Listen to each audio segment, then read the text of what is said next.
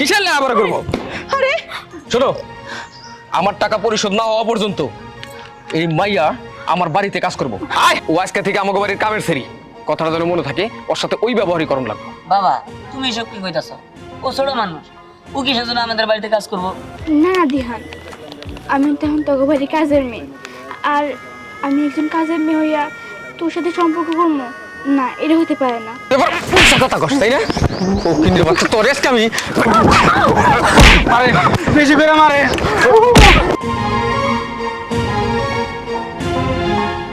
রবিকের বউ, কেডা? আরে ভাই দাও কেরা, তারপরে দেখো।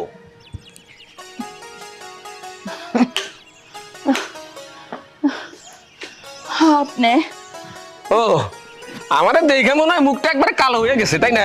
ডগ ডিল দেখে মনে হইতেছে অসুস্থতা তোমার বাইরে গেল গা, কিন্তু সে যাক।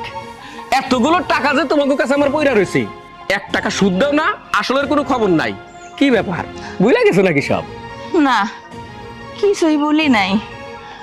আপনার টাকা দিয়ে দিবার চাইছিলাম, কিন্তু শরীরটা যে এত খারাপ হইলো, ওই টাকা দিয়ে ডাক্তার দেখাইয়া ওষুধ এনে টাকা ফুরাই গেছে। তো আপনি চিন্তা করেন না, সামনের মাসে আপনার সুদ সহ আসল টাকা দিয়ে দেব না। বেডি কয় কি? হ্যাঁ, রবিক বাইসা থাকতেই টাকাগুলো শোধ করবার পারে নাই, আর 1 মাসের মধ্যে নাকি ফট করে আমার টাকাগুলো দিয়ে দিব। হ্যাঁ, আমি জানি আমার টাকা তুই পরিশোধ করবার পারবি না।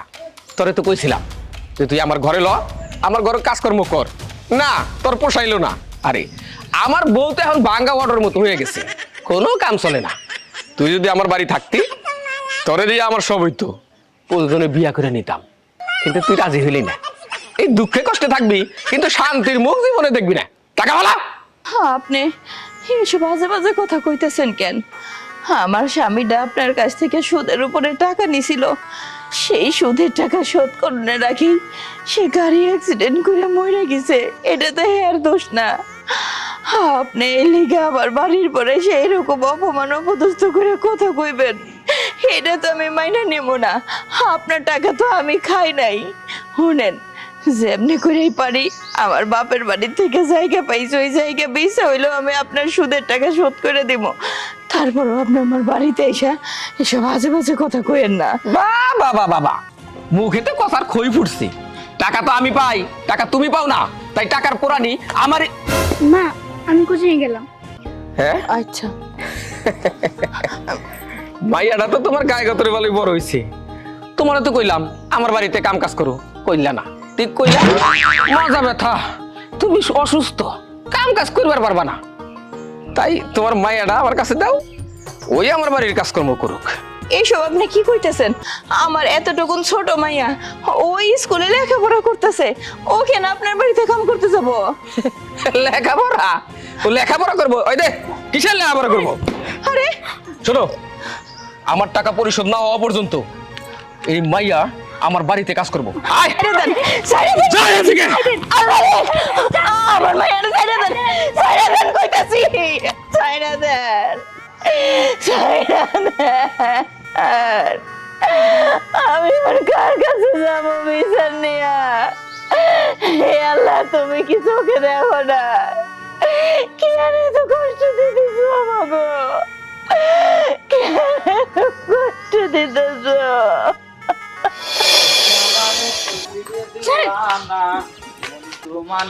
বাবা বাবা, বেজায় রং লাগছে দেখা যায়, তাই না? ওই যে আপনার বাসায় কেউ নাই, এই জন্য গান গাইলাম, একটু মনটা পরিষ্কার করলাম। কিন্তু মাতবর চাচা, এই মাইয়াটারে দূরে লেছেন কে? ওইলো রফিকের মাইয়া। রফিক তো মইরা গেছে, সুদের টাকাগুলো দিবার পারে না। ওর মায়ের তো কইছিলাম যে আমার বাড়িতে কাজকর্ম কর, রাজি হয় নাই। তার জন্য ওর মাইয়াটারেই ধরে নিয়েছি। এখন থেকে এই বাড়ির কাজকর্ম ওই করব। চাচা, এতদিন একটা কামের মতো কাম করছেন, আমরা যে কেমনি আমি আমি সালাম করবো না। পাইতাছি না। তোর কাছে ওরে বিয়া দিবার আনি নাই, কাম করাবার আনছি। আমি তো বিয়ের কথা কই নাই চাচা, আরে কামের লোকই তো দরকার। একা কাম করতে করতে আমার হাত পা একবারে মনে করে ম্যাচ শোন করে। এত কথা কইস না, তোর শাশুড়িকে মেডিকেলে দিয়ে সুস্থ। এইটা আবার কোন লাগে? ঘুমে থেকে উঠতে শাশুড়ি লইয়া মেডিকেলে গেছি, হ্যাঁ ডাক্তার দেখাইছি, পরে ভর্তি দিছে ডাক্তারে, কইছে 15 দিনের মধ্যে কাকির ছুটি হইব না। আচ্ছা ঠিক আছে, মরেও না সারেও না, সে যাক। হ্যাঁ বললাম, ওরে নিয়া। ক্লিয়ার হইতো। ওরে নিয়ে থালা বাসন মাজার থেকে শুরু করে সমস্ত কাজকর্ম দেখাই দিবি। আজকে থেকে তুই ওই কাজগুলো করবি না, ঠিক আছে? এইটা আপনি কিচ্ছু চিন্তা করা লাগবে না, সব কাজ আমি একবার মনে করেন টাইম মতো শিখিয়ে দেবো। কি রে খেয়া তুই যাই কিসের জন্য? কোচিং এর সময় হয়ে গেছে গা, কোচিং এ যাবি না? থাম। ও কোচিংয়ে যাইবো না, তুই যাইতাছস যা। আর শোন, ও আজকে থেকে আমাকে বাড়ির কামের সেরি, কথাটা যেন মনে থাকে, ওর সাথে ওই ব্যবহারই করণ লাগবে। বাবা তুমি এসব কি কইতাছ? ও ছোট মানুষ, ও কিসের জন্য আমাদের বাড়িতে কাজ করবো? ও তো লেখাপড়া করে। আহা, আপনারা যা কইছে আপনি তাই করেন, আপনি যান। তত্ত্ব সব উদয় চিল্লাছিলে। ওই একটা বিড়ি দে। বিধি আচ্ছা, তুমি সুদের টাকা দেওয়ার কথা ছিল, এখন পর্যন্ত কাকা সকাল থেকে বাসা কেউ হইয়া নাই, নেন। মানে বিড়ি তুমি নেন। আসে নাই? না, হারাম জাদার আজকে গাড়ি ফেলাবো, টাকা নেওয়ার সময় ঠিকঠাক নিব, সুদ করবো না। ছোট লোকের বাচ্চা এরকমই কাকা। এই যে মহারানী, খাড়ায় খাড়ায় কি গপ্প শুনবেন না আমার সাথে কাজ করবেন? আসেন, আমরা কাম বুঝাই দিই। আসেন আসেন, আরে আসেন না।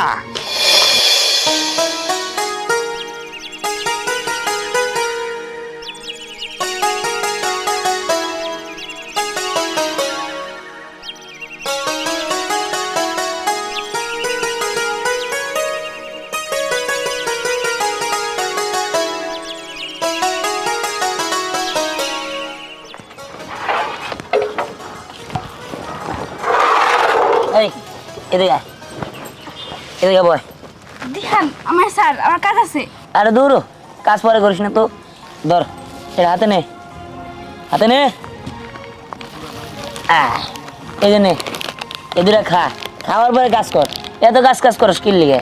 দিহান, তুই করে নিয়ে চলে যা, তোর আব্বু যদি দেখে তাহলে আমার অনেক বকাঝকা করবো। আরে আব্বা দেখলে আমি আব্বার সামাল দিমুনি, তুই খা। দিহান, তুই বুঝতে পারতেছিস না, কালকে রাতের বার যখন তুই আমার লগে কথা বলি না, তখন তো বাড়ি ওই যে কাজের লোকটা আছে না, ওটা দেখে ফেলাইছে, পরে আমার অনেক মারধর করছে। তুই দিয়ে চলে যা এগুলো নিয়ে। আরে ওই কাজের লোকের ব্যবস্থা করতেছি আমি, আর আব্বার আমি দেখা নিমুনি, তুই কোনো চিন্তা করিস না, তুই খা। ইয়ে, আর শোন আরেকটা কথা, তুই তো জানোসই আমি তোর আগে থেকে অনেক পছন্দ করি। না না দিহান, আমি তখন তোকে বাড়ি কাজের মেয়ে, আর আমি একজন কাজের মেয়ে হইয়া তোর সাথে সম্পর্ক করবো না, এটা হতে পারে না। আর তুইও কিনা বড় লোক বাড়ি ছেলে, আমার মতো কাজের মেয়ের পছন্দ করবি না। দিহান, তুই এগুলো নিয়ে চলে যা। উফ, খা তো খা। বাবা বাবা বাবা, এইখানে দেখি কাজের মেয়ের সাথে প্রেম চলতেছে। কি রে দিহা, তুই এখানে কি করস? আরে এমনি ওর সাথে কথা বললাম। ওর সাথে কথা বললি মানে? তুই বাড়িতে চল। আরে এই, তুই ভালো মতো কাজ কর, নাহলে কিন্তু আমি চাচারে সবকিছু বলে দিমু। এই তুই ওর সাথে এরকম করতেছিস কিসের জন্য? ও কাজের মেয়ে, ওর সাথে এই ব্যবহার করবো না তো কি ব্যবহার করবো? অরে কুলে বসে তারপরে কি কথা কমো? এই বুঝলাম না তোর কথাবার্তা সাইজ এরকম কিসের জন্য? ও কাজের মেয়ে দেখে গিয়েও মানুষ না নাকি? হ্যাঁ মানুষ, কিন্তু ও কাজের মেয়ে। এই এগুলো দেখ, দেখতেছি। আরে আর ভালোভাবে কাজ কর, নাহলে কিন্তু আমি এখনই চাচারে ডাক দিমু। দিহান, তুই কি এখন এখানে দাঁড়িয়ে থাকবি? আমি কিন্তু চাচারে ডাক দিতেছি। না না, চল।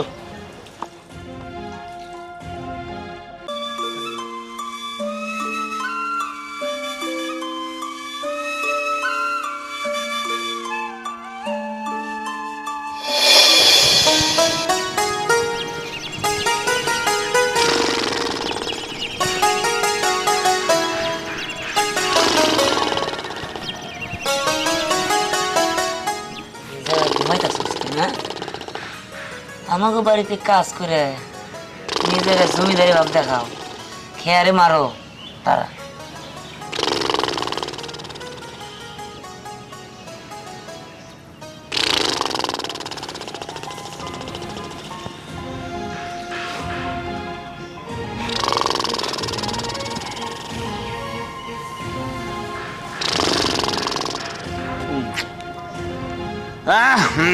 মশা খালি চুলকায়। কেরে চুলকাই বের লোকের লেগে তুই আমি দুয়াই হইলাম। ওমা ওরে আল্লাহ রে, এ চুলকানি আর বাইরে গেল গেল্লা। আল্লাহ আল্লাহ গো আল্লাহ, এত চুলকাই কে আমার। ও বাবা, আল্লাহ শক্ত সব। আমার যারা কাপড় মারছিল না, পুকুর ছাড়া ওই উপায় নাই।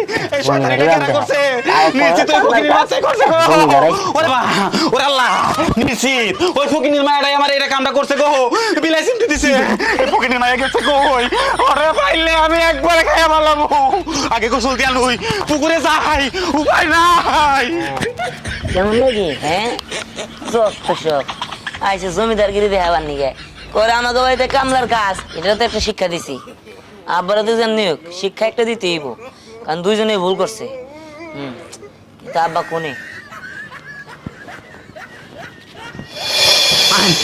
আইন কাকা আইন এই দেখেন এই ফকিনীর বাচ্চা আমারে বিলাই চিমটি দিয়ে না আরামে ফুল নিয়ে নাচপান নিয়ে নইছে ওই ফকিনীর বাচ্চা তুই জানোস না ও আমার বাড়ির প্রধান কামলা সমস্ত কাজকর্ম করে তুই ওর গায়ে বিলাই সিমটি কেমনে দিলি বিশ্বাস করেন আমি বিলাই সিমটি দেই নাই। তুই আবার পয়সা কথা কস তাই না ফকিনীর বাচ্চা তোর রেস্ট আমি মারে বেশি করে মারে তোর এত বড় সাহস তোর আমার মাইয়াটারে মাইরেন না, আমার মাইয়াটারে মাইরেন না। মারবো না হ্যাঁ তোমার মাইয়া করছে নাকি হ্যাঁ। আমার বাড়ি কামলারে বিলাই চিমটি দিছে সারাদিন চুলকাইতে যদি আমার কামলা মরে যেত এটার দায় তুমি নিতে পারতা তুমি নিতে পারতা আমার মাইয়া ছোট মানুষ ভুল করে ফেলেছে, ও বুঝতে পারে না। হ্যাঁ ভুল তো করছে কিন্তু চুলকানের সময় তো তুমি আসলে না চুলকাইতে আমার জীবন শেষ করে তোমার মাইয়ারে আমি আজকে আর মারেন আর মারেন আমার মাইয়াটারে মাইরেন না। সাহস কত কি ব্যাপার বাবা তুমি আর মারতেছো কিসের জন্য 100 বার মারমু অন্যায় করছে মারমু তুই এর মধ্যে ঢুকছিস কেন হাত কি হয়েছে দাদা বলবা আমার কামলা সাগর রে বিলাই চিমটি দিছে সারাদিন চুলকাইয়া মরার দশা কে দিছে ও দিছে এই ফকিনীর বাচ্চায় না ও দেয় নাই তোমরা ভুল বুঝে ওরা মারতাছো আসলে তারে ওইটা দিছে আমি তুই দিছস হ্যাঁ তাতে ফকিনীর বাচ্চারে মারতাছে একবারের জন্য তো কয় না যে আমি দেই নাই কইবো কেমনে? আমার মায়াটারে কি কখনো সুযোগ দিছেন? যেমনে না সেমনে করে মায়াটারে মারতে মারতে মাইরাই ফেলাইতেছেন কেন? আমরা গরিব বলে হয় আপনার কাছ থেকে সুদের উপরে কয়টা টাকা নিয়েছিল সেই টাকা সুদ সমেত দিতে পারি নাই বলে আমার এই ছোট মায়াটার উপরে এত অত্যাচার করবেন আল্লাহ সহ্য করবো না। হ্যাঁ খালা আপনি ঠিকই কইছেন আচ্ছা আব্বা তোমার যে এত টাকা পয়সা তোমার এত অহংকার কেন ধরো তুমি মারা গেছো এত টাকা পয়সা বাড়ি গাড়ি সব কি তুমি কবরে নিয়ে যেতে পারবা না সব তো আমারই থাকবো আমি ছোট হয়ে যদি বুঝি তাহলে তুমি কেন বুঝো না আচ্ছা ধরো আমরা গরিব তাদের কাছ থেকে আমরা সুদে টাকা নিছি তোমার চোখের সামনে আমরা যদি তারা নিয়ে যায় তাদের বাড়িতে কাজ করায় আমারে মারে অত্যাচার করে তোমার কেমন লাগবো তাদের তো ঠিক তেমনই লাগে নাকি আর তাছাড়া সুদ খাওয়া ভালো না সুদ খাওয়া হারাম আর তুমি সেই হারাম কাজটাই করতেছো বাজান আর কইস না তুই আমি সবই বুঝবার পারছি আসলে আমি তো সুদের ব্যবসা করি তাই টাকা পয়সা নিয়ে আমার কারবার আমি টাকা পয়সা ছাড়া কিছুই বুঝি না কিন্তু একটা কথা তো সত্যি একদিন সবারই মরতে হইব এই টাকা পয়সা কারো ধরা দিব না এই দুনিয়ার উপর কে কি করবো তার উপর তার হিসাব নিকাশ আমি কেন টাকা পয়সার জন্য মানুষের উপর এরকম জোর জুলুম করি আমি এটা মহা অন্যায় করছি এটা আমি বুঝতে পারছি ভাবি তুমি আমার মাফ করে দিও আমি তোমার সাথে যা করছি একদম অন্যায় করছি আমি একটা কথা কই তোমারে তোমরা অসহায় মানুষ টাকাগুলো দিতে পারতেছো না এটা আমার আগে বোঝা উচিত ছিল ওই টাকা দিতে হইব না ভাবি আমি ওই টাকা কখনো চাইবো না আর তোমাকে সবার সামনে একটা কথা দিলাম আমি জীবনে কোনোদিন আর সুদের ব্যবসা করুম না মানুষের উপর জুলুম করুম না আমি একবার ভালো হয়ে গেলাম ভাই আপনার কথা শুনে আমি অনেক খুশি হয়েছি আমার স্বামীটা মারা গেছে সেও আপনার কথা শুনে নিশ্চয়ই অনেক খুশি হয়েছে ভাই। সে যাক ওইসব বাদ দিন ভাবি আমার বাড়ির এখানে আইছেন আমি আপনাকে না খেয়ে যাবার দেবো না আমার এখানে যাবেন বিশ্রাম করবেন খাওয়া দাওয়া করবেন তারপরে যাবেন সাগর ভাবির নিয়ে আয়